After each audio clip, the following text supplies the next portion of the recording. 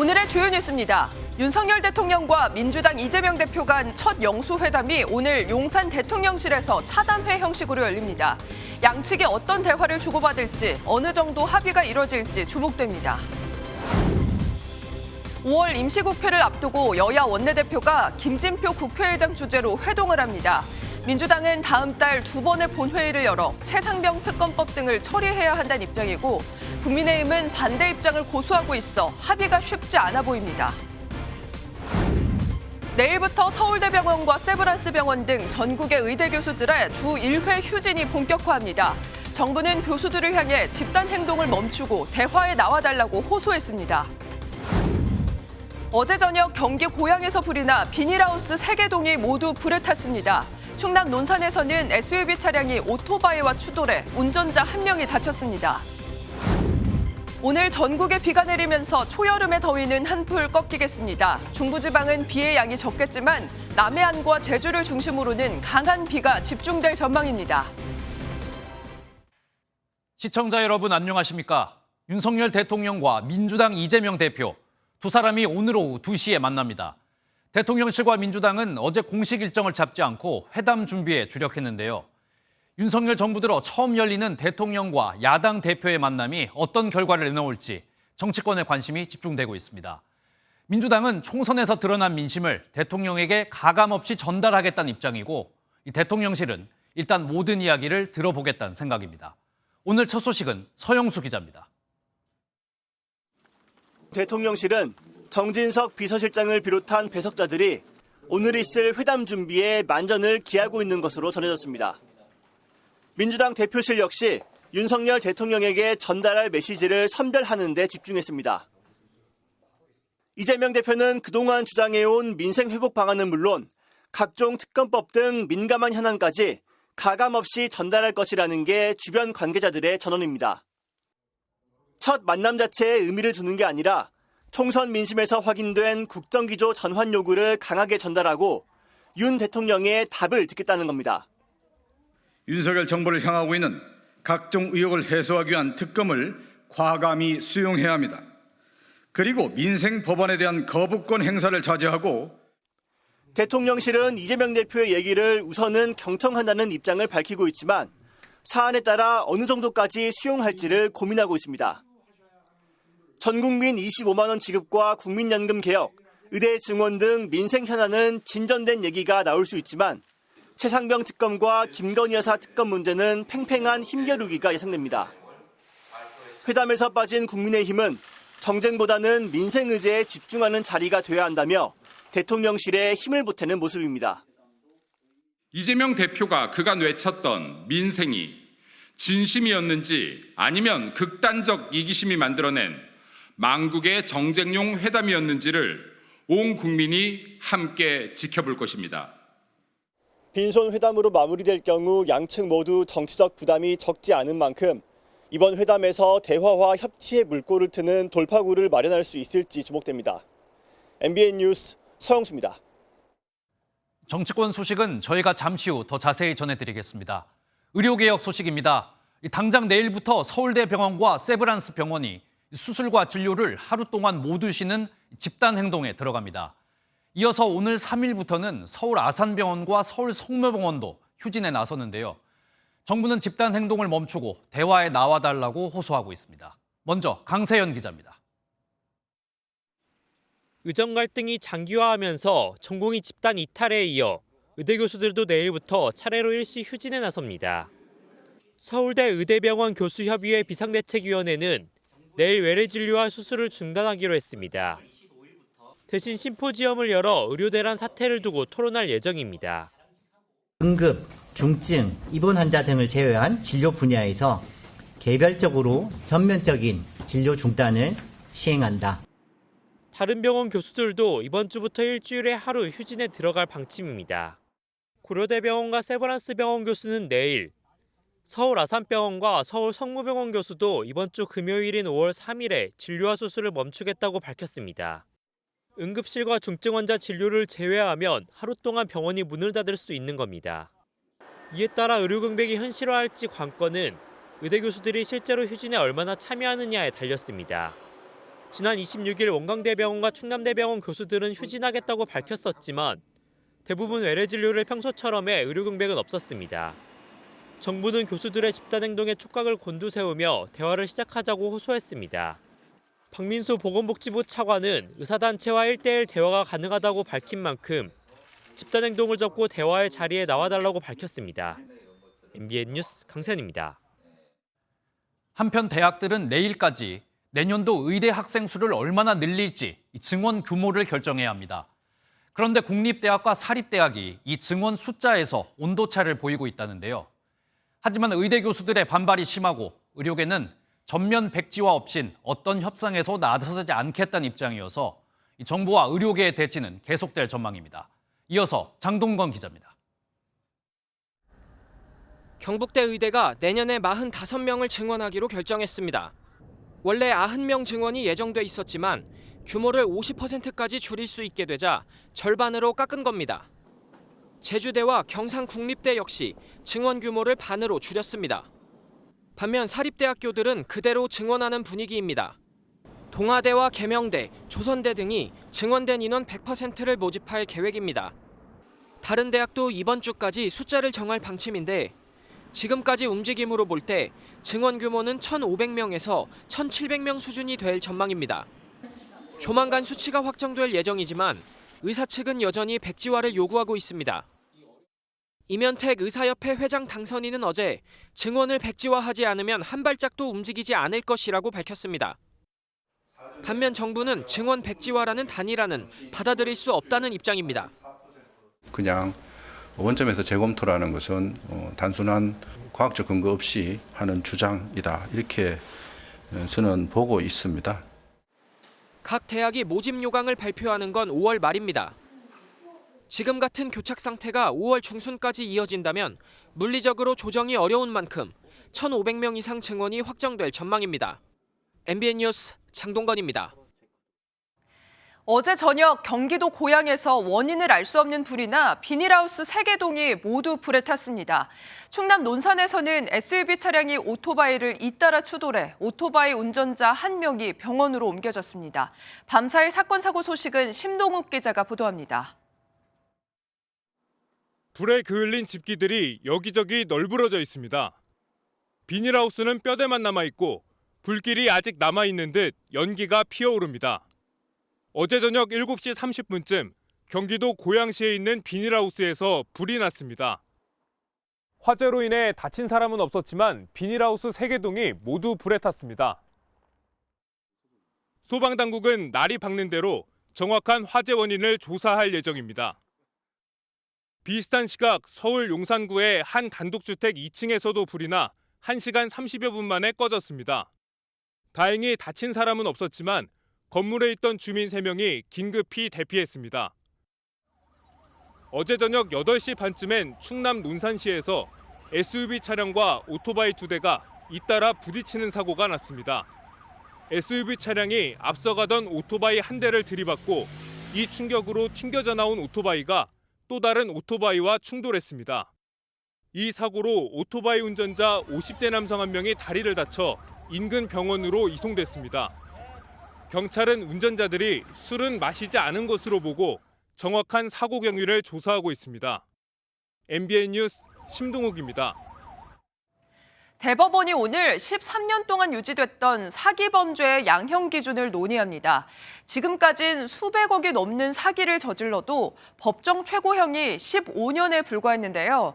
이 사기 범죄에 대한 처벌이 강해질지 관심이 쏠리고 있습니다. 이혁재 기자의 보도입니다.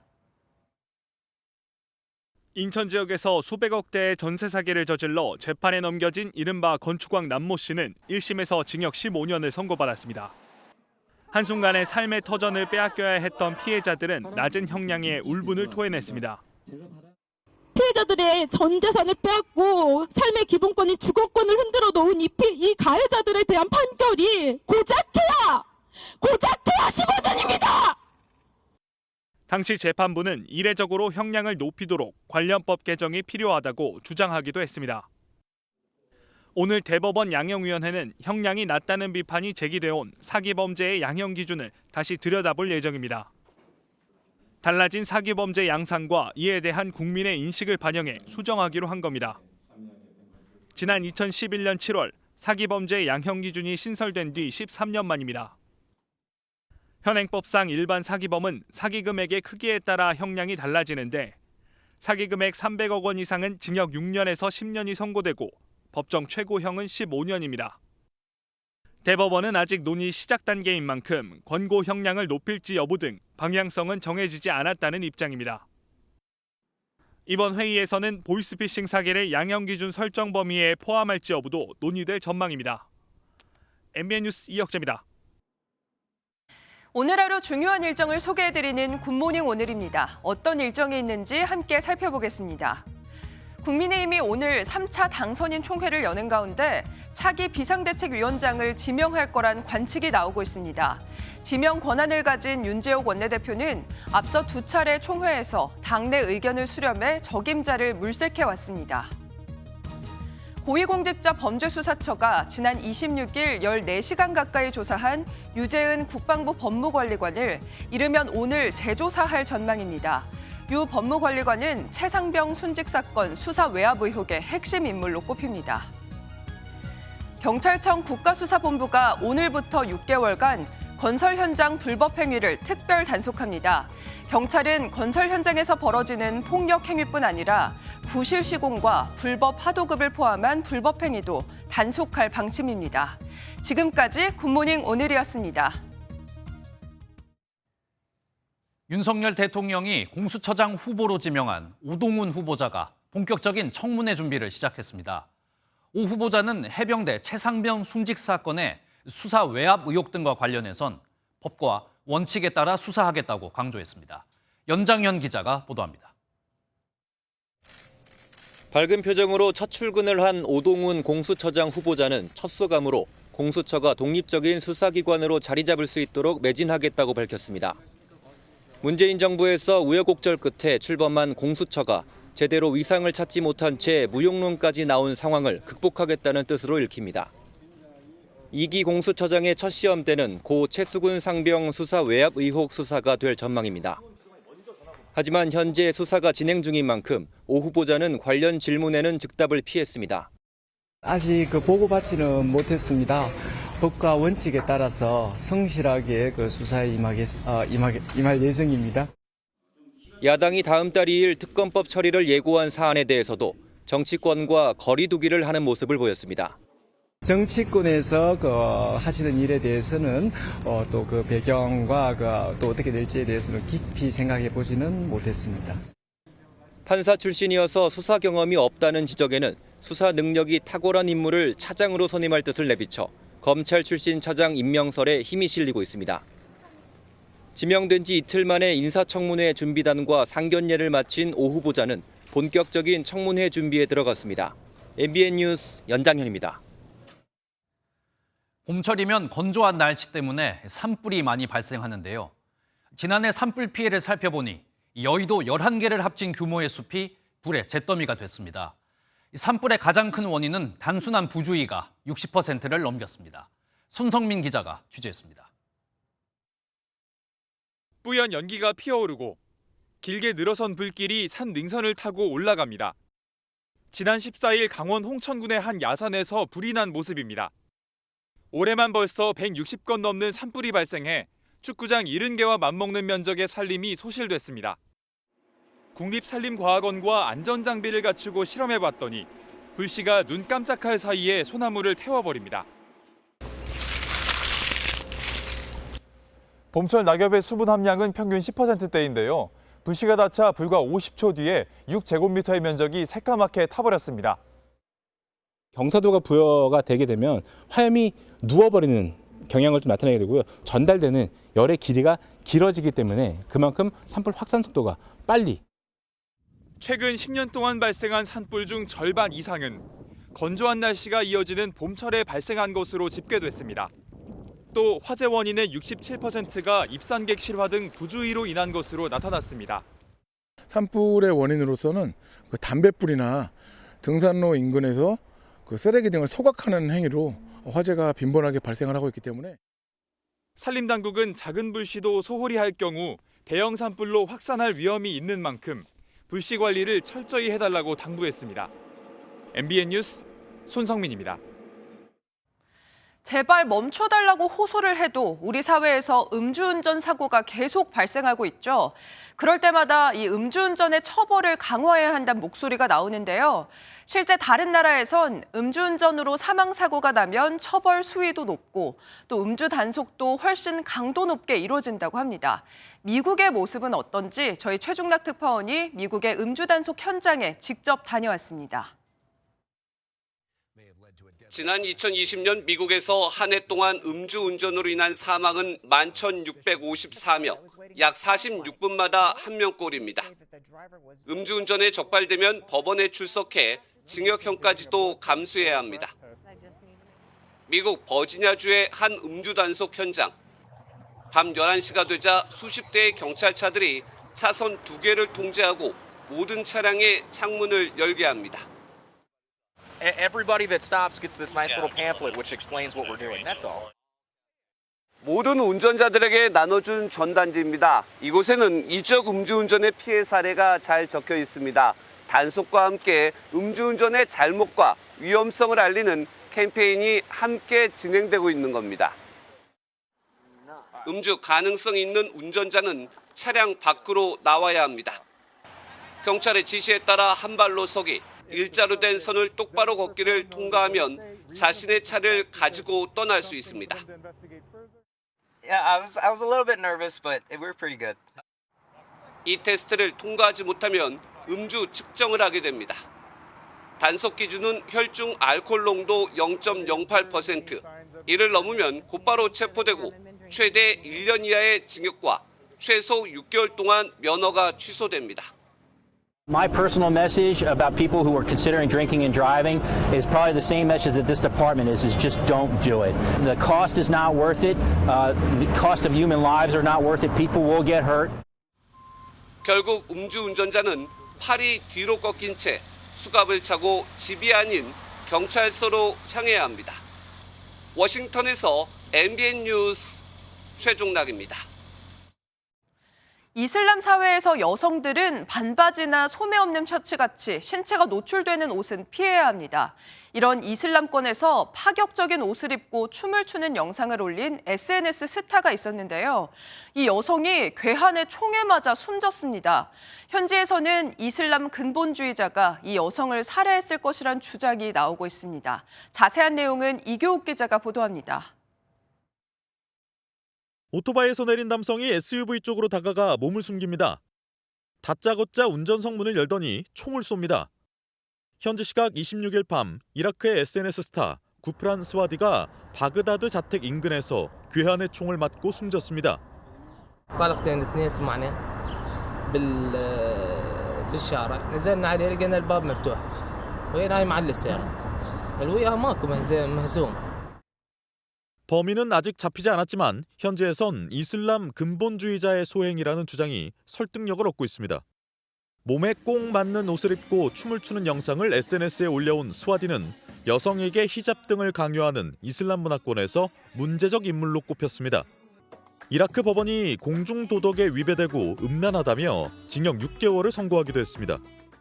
하지만 스와디가 실형 선고에도 활동을 멈추지 않자 결국 이슬람 율법론자가 살해했다는 겁니다. 실제로 스와디의 사망이 알려지자 인터넷에는 총격범을 칭찬하는 글이 올라오기도 했습니다. أشوفه كمتابع أنه جزء من الإرباك الموجود بالبلد والوضع الأمني المتردد الموجود بالبلد. 지난해 9월에도 SNS에서 수십만 명의 팔로워를 거느린 누르 알파사르가 바그다드에서 총에 맞아 숨졌고 2018년에는 모델로 활동하던 타라 파레스가 피살됐습니다. MBN 뉴스 이교욱입니다. 우리 지구를 덮친 이상기후로 전 세계가 몸살을 앓고 있습니다. 미국과 중국에서도 큰 피해가 발생하고 있는데요. 최근 폭우가 몰아친 중국 남부 지역에선 이번엔 갑작스러운 토네이도가 발생해 5명이 숨졌고 미국 중서부에서도 토네이도 수십 개가 마을을 강타해서 건물 수백 채를 산산조각 냈습니다. 권용범 기자의 보도입니다. 강한 바람과 함께 물체들이 사방으로 날리고 곳곳에서 번개와 불꽃이 튑니다. 최대 풍속이 초속 20.6m에 달하는 토네이도가 중국 광저우시 바이윈구를 기습적으로 강타한 모습입니다. 현지 당국은 주민 5명이 숨지고 33명이 다쳐 병원에서 치료를 받고 있고 공장 141곳이 파손됐다고 밝혔습니다. 광저우시엔 우박이 떨어지는 등 불안정한 기상 상황으로 국지적 이상 현상이 나타나기도 했습니다. 미국 아이오와주와 네브래스카주 등 중서부 지역에도 수십 개의 토네이도가 덮쳤습니다. 마을은 폭격을 당한 듯 초토화돼 건물 수백 채가 부서져 전기가 끊겼고 공항이 폐쇄되기도 했습니다. And then we went to get shelter. And we came back, we could hear it going through. When we came back up, our fence was gone. And we looked over to the northwest and the whole neighborhood's gone. 재난 사태가 선포된 아이오와주 포타와타미 카운티에선 최소 4명이 다치고 주택 등 건물 120여 채가 피해를 봤습니다. 미국 기상청은 이번 주말 텍사스주 등 다른 지역에도 토네이도가 확산할 가능성이 있다고 경고했습니다. MBN 뉴스 권용범입니다. 최근 금값이 크게 오르면서 사람들의 주목을 받고 있는 동상이 하나 있습니다. 바로 16년 전 전라남도 함평에 만들어진 황금박쥐 동상인데요. 처음 만들 땐 왜 돈 낭비를 하냐는 지적이 있었지만 지금은 재테크의 상징이 되고 있습니다. 몸값이 무려 170억까지 치솟으면서 이 기운을 받아가려는 관람객들이 줄을 잇고 있답니다. 정치훈 기자가 다녀왔습니다. 사람 키만한 황금박쥐상을 옮기는 작업이 시작됩니다. 조금이라도 손상되지 않도록 조심스럽게 들어올립니다. 무진동 차량으로 옮겨진 황금박쥐상이 2시간 만에 쇠둥지에 자리를 잡습니다. 나비 축제에 맞춰 다시 공개된 황금박쥐상에 사람들의 시선이 쏠립니다. 이 황금박쥐상에 들어간 순금은 162kg입니다. 현재 시가로 170억 원에 달합니다. 처음에 27억 원을 들였다가 예산 낭비 지적을 받았지만 지금은 6배가 올라 본의 아닌 금테크에 성공한 셈이 됐습니다. 너무 커 보이기도 하고 웅장해 보여요. 그래가지고 좋은 기분이 보입니다. 황금박쥐야! 우리 아들, 며느리 아들 하나 점지해줘라. 아자! 그동안 제한적으로 공개했고 외진 곳에 있어 지난 2019년 3인조 도둑이 훔치려다 미수에 그친 일도 있었습니다. 이번에는 보안을 강화해 대형 화물차가 들이받아도 무너지지 않도록 설계했습니다. 올해 콘텐츠를 대폭 강화한 함평나비축제는 황금박쥐 인기에 힘입어 인파가 더욱 몰려들었습니다. 일단 나비에 대해서 좀 더 자세히 알 수도 있고 애들 다양한 체험도 하고. 황금박쥐상은 축제가 끝나는 다음 달 6일 이후에도 상시 관람할 수 있습니다. MBN 뉴스 정춘우입니다.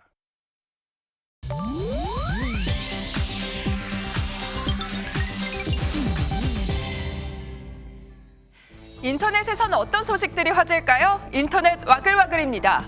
나훈아 씨가 데뷔 56년 만에 은퇴를 공식화했습니다. 지난 주말 인천 공연을 시작으로 라스트 콘서트 전국 투어에 나선 나훈아 씨는 2시간 넘게 관객들과 호흡하며 지치지 않는 체력으로 총 22곡의 히트곡을 쏟아냈습니다. 이날 공연의 대미를 장식한 곡은 사내였는데요. 이 곡의 막바지를 부르다 노래를 멈추고는 이제 마이크를 내려놓기 때문에 노래를 할 수 없다. 여러분이 대신 노래해 주셔야 한다면서 드론에 마이크를 달고 떠나보냈다고 합니다. 나훈아 씨는 그대로 돌아서 리프트를 타고 무대를 떠났지만 관객들은 오랫동안 자리를 뜨지 못하고 박수를 보냈다는데요. 많은 이들이 궁금해하는 은퇴 계기를 구체적으로 밝히진 않았습니다.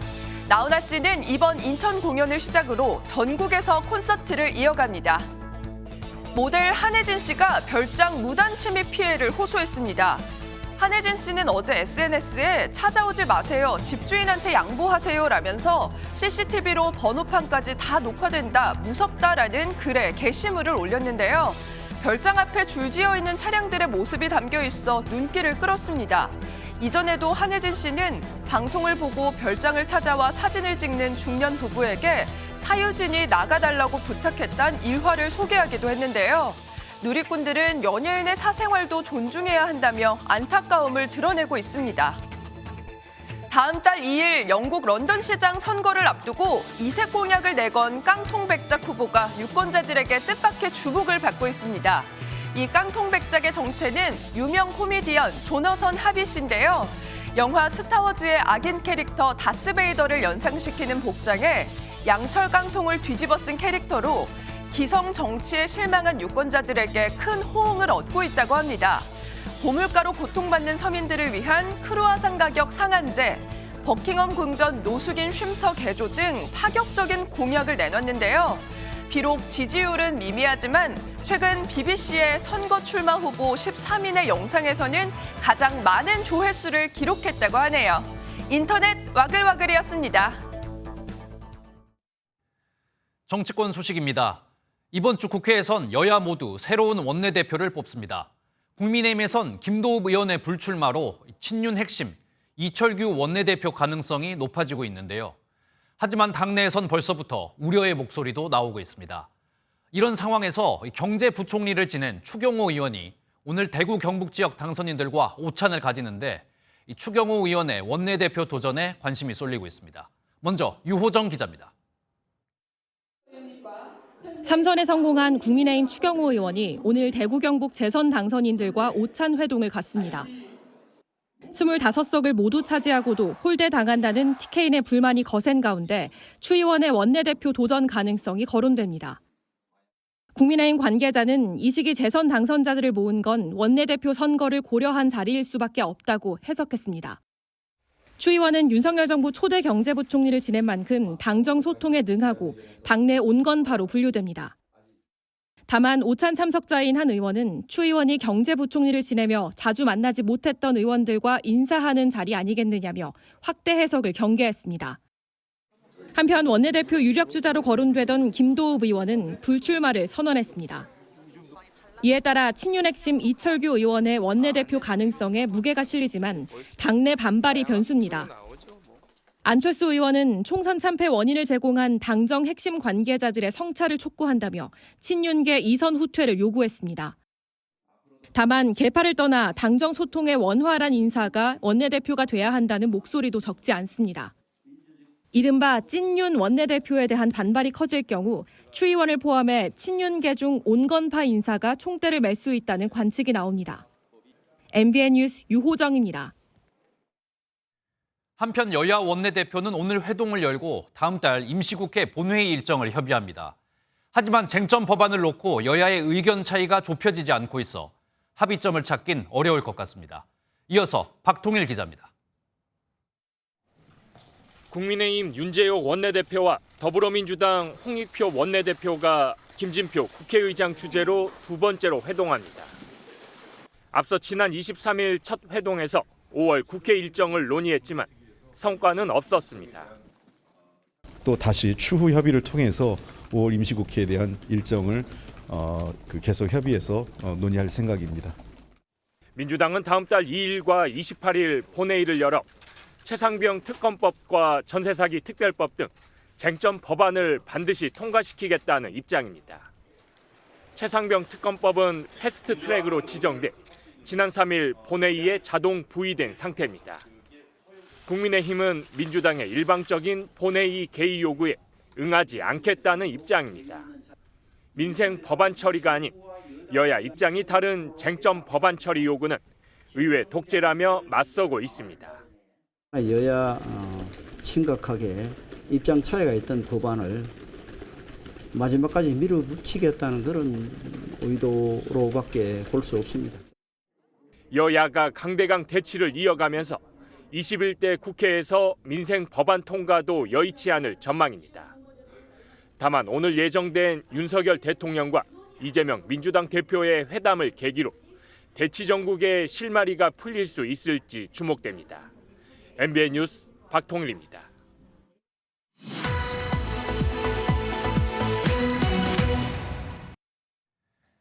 오늘 뉴스 돋보기에선 영수회담과 이번 주 중요한 정치권 소식들 국회 출입하고 있는 표선우 기자와 자세히 짚어보겠습니다. 어서 오십시오. 표 기자, 일단 오늘 윤석열 대통령 취임 후 처음으로 영수회담 열리잖아요. 일단 이 내용부터 짚어주시죠. 네, 그렇습니다. 오늘 오후 2시죠. 용산 대통령실 2층 집무실에서 첫 영수회담이 진행이 됩니다. 오찬이 아닌 차담 형식으로 1시간가량 진행될 예정인데요. 회담은 양측의 모두 발언 후 비공개로 전환됩니다. 네, 그리고 용산 대통령실에서 이번 차담 형식의 어떤 영수회담이 열리는데 이 장소가 크게 의미가 있을까요? 일단 회담 계기를 보면요. 지난 19일 오후에 대통령실에서 먼저 일단 용산 대통령실에서 만나자고 제안을 했습니다. 대통령실 2층엔 집무실부터 국무회의실, 확대회의실 등이 자리에 있는데요. 이 중 집무실은 외국 정상이나 외빈들을 맞는 곳으로 제1야당 대표와 중요한 이야기를 나눠야 하는 만큼 대통령이 평소 직무를 보는 곳에서 맞이하는 것으로 보입니다. 최근 루마니아 대통령과 정상회담을 했을 때도 2층에서 진행됐습니다. 네, 대통령이 좀 격식을 갖춰서 중요한 곳에서 만남을 가지는 것 같습니다. 그런데 이번 회담이 1대1 단독 회담이 될 수 있다 이런 보도도 있었는데 결국 배석자가 참석을 하게 된 거죠? 네, 그렇습니다. 일단 4대 4로 만나게 되는데요. 대화 진척 상황에 따라서 독대할 가능성도 점쳐지고 있습니다. 네. 대통령실에서는 정진석 비서실장과 홍철호 정무수석, 이도훈 홍보수석이, 민주당은 진성준 정책위의장과 박성중 수석대변인, 천준호 당대표 비서실장이 함께 하는데요. 예정된 시간은 1시간이지만 제한을 두지 않는 만큼 현장에서 자연스럽게 독대할 가능성도 없지 않습니다. 네, 지금까지 가장 이렇게 양측이 갈등을 빚었던 게 어떤 이야기를 나눌지 의제 문제였잖아요. 지금까지 좀 정리된 내용이 있습니까? 일단은 신경전 끝에 결국은 의제 없이 만나자고 정리가 됐습니다. 예. 대통령실은 열어놓고 듣는다는 입장이 강하지만 민주당은 그동안 꾸준히 강조해온 게 있는 만큼 민생회복 지원금부터 특검 그리고 의대 증원 문제까지 논의 테이블에 올라올 것으로 보고 있습니다. 특히 이 중 이른바 최상병 특검은 민주당이 21대 국회에서 통과시키겠다고 벼르고 있는 만큼 의제로 피할 수 없을 것으로 보입니다. 각종 의혹을 해소하기 위한 특검을 과감히 수용해야 합니다. 그리고 민생 법안에 대한 거부권 행사를 자제하고 국회와 국민을 존중하기를 바랍니다. 민주당은 모두 발언에 당이 바라는 민심의 입장이 나올 것이라며 그 뒤 대화에서 대통령의 답변이 나올 것으로 관측했는데요. 이재명 대표 어제 직접 이 모두 발언 정리를 마친 것으로 전해집니다. 네, 그리고 이번 주 한 주 여야 입장에서는 국회에서도 굉장히 중요한 한 주가 될 것이라면서요? 네, 그렇습니다. 국민의힘, 민주당 모두 이번 주 금요일에 22대 국회를 이끌 차기 원내대표를 선출합니다. 민주당은 3선 박찬대 의원이 단독 출마하면서 찬반 투표가 남아있긴 하지만 매우 유력한 상황이고요. 국민의힘은 김도읍 의원이 불출마하면서 이철규 의원의 단독 출마가 예상되는 가운데 TK 재선 의원들과 오찬을 갖는 추경호 의원이 결단을 내릴지 주목됩니다. 국민의힘은 오늘 세 번째 당선자 총회도 예정돼 있는데요. 이 자리에서 6월 전당대회를 이끌 새 비상대책위원장도 지명될 것으로 보입니다. 당내 중진 의원들이 후보로 거론됐었지만 2달 남짓한 임기에 전당대회 룰 개정 부담 등으로 대부분 고사 의사를 밝힌 가운데 6선의 조경태 의원이 공개적으로는 긍정 의사를 밝힌 것으로 전해집니다. 네, 오늘 말씀 여기까지 듣겠습니다. 지금까지 정치부 표선우 기자였습니다. 최악의 상황으로 치닫던 이스라엘과 하마스의 전쟁이 새로운 국면을 맞고 있습니다. 이스라엘의 인질 석방 요구가 거센 가운데 하마스가 사흘 만에 새로운 인질 영상을 공개했는데요. 이스라엘은 인질을 풀어주면 전쟁을 끝낼 수 있다는 입장을 처음 내비쳤습니다. 최희지 기자입니다. 횃불과 포스터를 든 사람들이 나팔을 불고 구호를 외치며 거리를 행진합니다. 경찰이 시위를 막자 시위대들은 고함을 지르고 삿대질을 하며 강하게 반발합니다. 바닥에 불을 지펴 검은 연기가 치솟았고 배너를 들고 고속도로 한가운데를 막아 수백 대의 차가 멈춰서기도 했습니다. Personally, first priority is to release the hostages. This is an event that the country cannot tolerate. 이스라엘 내부에서 인질 석방을 위한 시위가 거세지고 있는 가운데 하마스는 사흘 만에 추가 인질 영상을 공개했습니다. הגיע הזמן להגיע לעסקה שתוציא אותנו מכאן בחיים ושלמים ובריאים. רוצה שתעשו כל מה שאתם יכולים ותלחצו בכל דרך אפשרית ותמשיכו להפגין. 일각에서는 라파 공격이 임박해오자 이스라엘 안팎의 여론 조성을 위해 영상을 공개한 것이라고 분석했습니다. 실제로 영상 공개 후 인질 가족들은 라파 공격이 시작되면 더 많은 인질이 죽게 될 것이라며 우려를 표했습니다. כל עסקה היא בת ביצוע. אנא מכם, קבלו החלטה עכשיו. 이스라엘은 하마스가 인질을 석방하면 팔레스타인 가자 지구의 지속 가능한 평화 회복을 협상할 용의가 있다며 전쟁 종식 논의 가능성을 처음으로 내비쳤습니다. MBN 뉴스 최희진입니다. 전 세계에서 지진 위험이 가장 크다는 환태평양 조선대. 불의 고리가 심상치 않습니다. 이 불의 고리에 걸쳐 있는 일본과 인도네시아에 연이어 규모 6 이상 지진이 발생했는데요. 우리 경상남도 합천에서도 지진이 발생하면서 우리나라도 역시 지진 안전지대가 아니란 평가가 나옵니다. 이혁근 기자가 취재했습니다. 땅이 흔들리면서 집이 엿가락처럼 휘청댑니다. 지상에 주차된 차량은 애처롭게 비상등을 깜빡이면서 연이어 덜컹거립니다. 그제 저녁 5시 반쯤 일본 시즈오카 남쪽 바다에서 규모 6.9의 지진이 발생했습니다. 어제 새벽엔 이른바 불의 고리로 이어진 인도네시아가 휘청거렸습니다. 인도네시아 반자르 남쪽 바다에서 규모 6.1의 지진이 발생한 겁니다. 아파트 주민들이 다 1층까지 내려와가지고 좀 대피하는 상황이 잠깐 있었습니다. 여진이 올 것 같으니까 놀래서 내려가신 분들이 많죠. 우리나라도 지진 안전지대가 아닙니다. 어제 오전 10시 반쯤 경남 합천에서 규모 2.2 지진이 감지되면서 다각적인 대비가 필요하다는 지적입니다. 우리나라도 판의 경계로부터 꾸준히 응력이 누적이 되고 있는 상황입니다. 쌓이게 되면은 한반도 내에서 규모 7 정도 되는 지진들이 예상하죠. 우리나라는 내진 설계가 필요한 건축물 가운데 고작 16%만 지진에 견디는 구조라 문제가 더 심각합니다. 한반도 단층 조사를 하루빨리 마무리함과 동시에 건축물에 대한 내진 보강이 시급해 보입니다. MBN 뉴스 이혁근입니다. 4월의 마지막 휴일이었던 어젠 전국의 낮 기온이 30도 안팎까지 오르면서 초여름 같았습니다. 봄을 건너뛰고 여름이 온 것처럼 시민들은 반팔과 반바지 차림으로 더위를 피했는데요.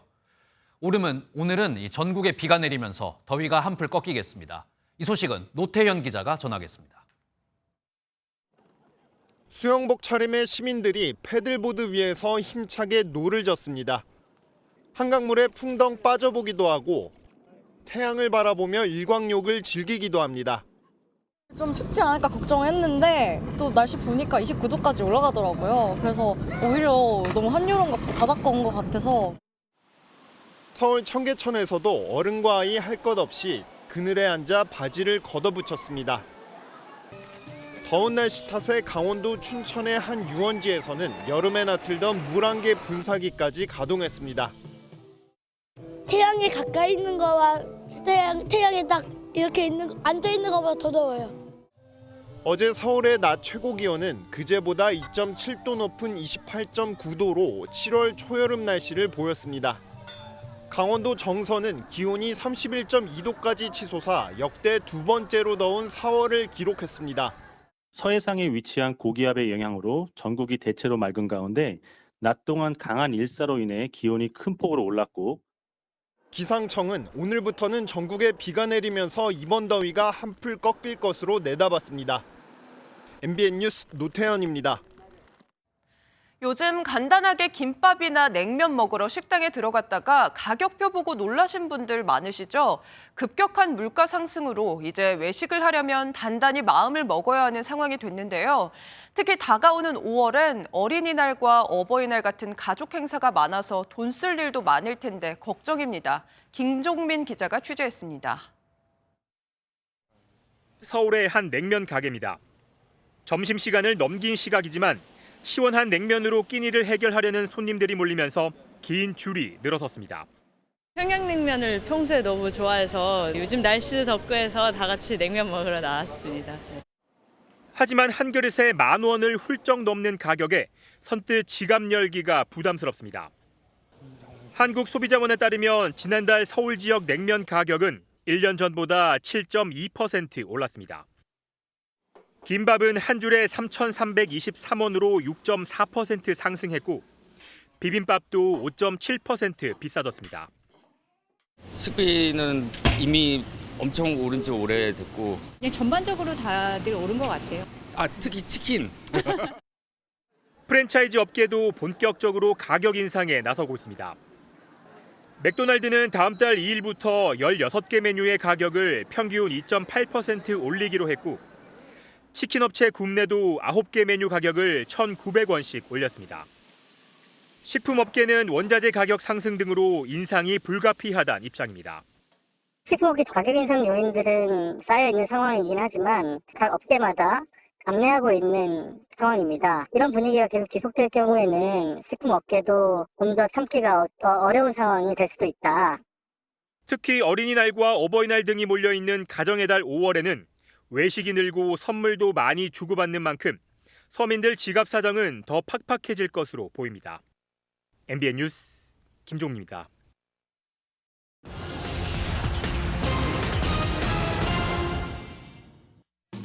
우리나라 국민들의 선택은 국민 생선, 고등어였습니다. 우리 국민이 좋아하는 수산물은 고등어가 1위, 2위는 오징어, 3위는 김순으로 나타났는데요. 좋아하는 생선회를 묻는 질문에는 광어라는 답이 압도적으로 높았습니다. 전통 시장 안에 있는 코인 노래방과 애견 병원에서도 온누리 상품권을 사용하실 수 있습니다. 중소벤처기업부는 지난 26일 규제개혁위원회에서 이런 결정을 내렸는데요. 정부는 소상공인이 취급하기 곤란하거나 유해한 업종이 아니라고 판단해 오늘 7월까지 전통시장법을 개정할 계획입니다. 정부가 여성과 청년의 경제활동을 돕는 대책을 다음 달 발표합니다. 최상목 경제부총리는 현재 배우자의 남성의 유급 출산 휴가가 열흘인데 휴가 기간을 늘리는 방안을 고민 중이라고 말했습니다. 또 개인종합자산관리계좌 ISA의 1인 1계좌 제한도 푸는 방안을 검토하고 있습니다. 지금까지 굿모닝 경제였습니다.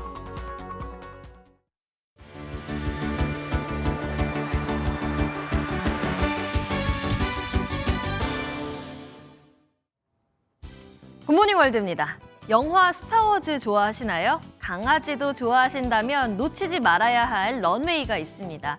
귀여운 웰시코기 강아지들이 스타워즈 주인공들을 연상시키는 옷을 입고 위풍당당 발걸음을 해보이는데요. 함께 만나보시죠. 호기심 가득한 눈망울과 짧고 앙증맞은 다리. 전 세계인들의 사랑을 받는 웰시코기들이 귀여움을 뽐내고 있습니다. 이곳은 러시아의 모스크바로 영화 스타워즈와 관련된 전시회 1주년을 맞아 웰시코기들이 영화 속 복장을 하고 런웨이를 걷는 건데요. 익숙한 스타워즈 주제가와 함께 위풍당당하게 행진하는 웰시코기. 광선검을 찬 녀석도 있네요. 주인들은 사랑하는 반려견과 함께 소중한 추억을 만들었다고 합니다. 프란체스코 교황이 이탈리아 베네치아를 방문했습니다. 베네치아는 최근 당일치기 여행객들에게 도시 입장료 7,000원을 징수해 왔는데요. 교황은 초대 손님으로 면제받아 입장을 했다고 합니다. 베네치아 방문 현장 함께 만나보시죠. 프란치스코 교황이 물의 도시 베네치아에 도착하고 베네치아 사람들은 환호하며 교황을 환영합니다. 보트에서 내린 교황이 휠체어에 오르는데요.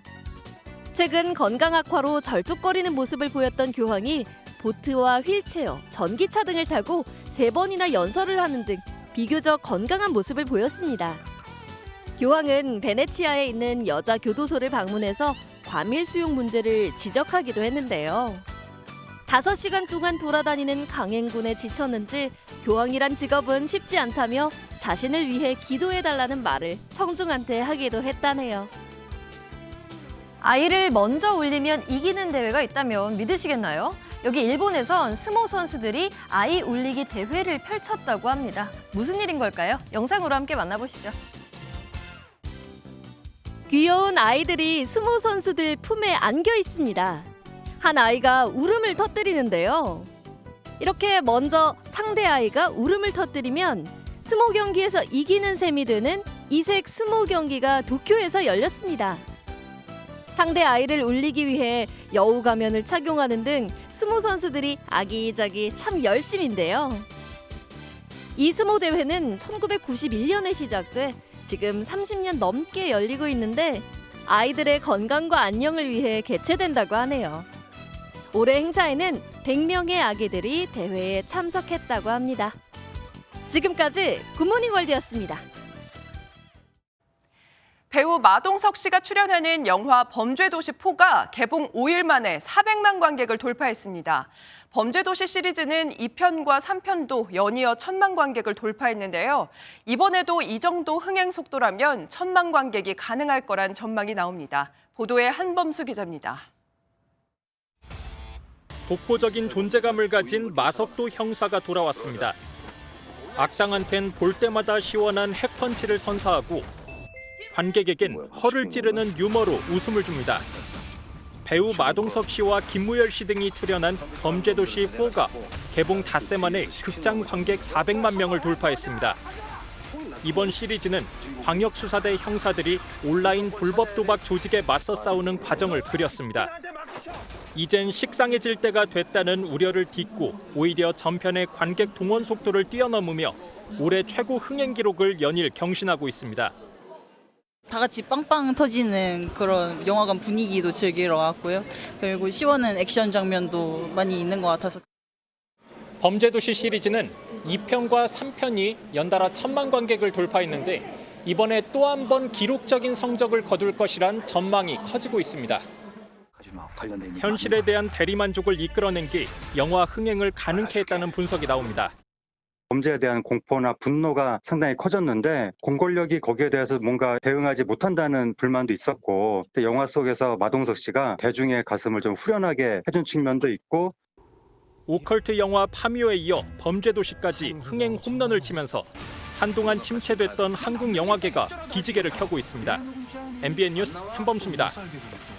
지난 주말 동안 때이른 여름 더위가 기승을 부렸는데요. 오늘은 고온을 꺾어줄 비가 내리겠습니다. 비는 주로 충청과 남부, 제주를 중심으로 내리겠고 이들 지역은 낮 기온이 어제보다 10도 정도 크게 떨어지겠습니다. 지금은 주로 남부와 제주를 중심으로 비구름이 머물고 있고요. 특히 남해안과 제주에는 시간당 20mm 안팎의 강한 비가 집중되고 있습니다. 비는 점차 충청 지역으로도 확대되겠습니다. 예상되는 비의 양은 제주와 전남 해안, 경남에 최고 60mm의 많은 비가 내리겠고요. 서울 등 중부지방에는 5mm 안팎의 약한 비가 내리거나 빗방울이 떨어지겠습니다. 오늘 남해안과 제주에는 초속 15m 안팎의 강풍이 불겠고요. 비는 밤사이 대부분 그치겠습니다. 지역별 현재 기온 보겠습니다. 서울 17.2도, 광주는 15도로 어제 같은 시각보다 높게 출발하고 있습니다. 낮 기온은 서울 26도, 대전 20도, 광주 19도, 대구는 17도로 충청 이남 지역은 평년 기온을 2도에서 6도가량 밑돌겠습니다. 내일도 동해안과 제주에 비가 내리겠고요. 모레까지 남부 내륙에는 소나기가 자주 지나겠습니다. 오늘처럼 비가 오거나 흐린 날에도 자외선 차단제를 발라야 하는지 고민하시는 분들 많으실 텐데요. 화장이 긴 자외선 A는 구름을 통과해 지상까지 내려와 기미나 노화 등 피부 손상을 일으킵니다. 따라서 흐린 날에도 자외선 차단제는 필수인데요. 얼굴에 바를 경우 한 번에 500원 동전 한 개 크기 정도로 최대한 많은 양을 발라주고요. 외출 30분 전에 발라야 온전히 효과를 누릴 수 있습니다. 또 시간이 지날수록 차단 효과가 떨어지기 때문에 2시간에서 3시간마다 더 발라주는 것이 좋습니다. 지금까지 날씨와 생활정보였습니다. 월요일 아침 굿모닝 MBN 마치겠습니다. 오늘도 좋은 하루 보내시기 바랍니다. 고맙습니다.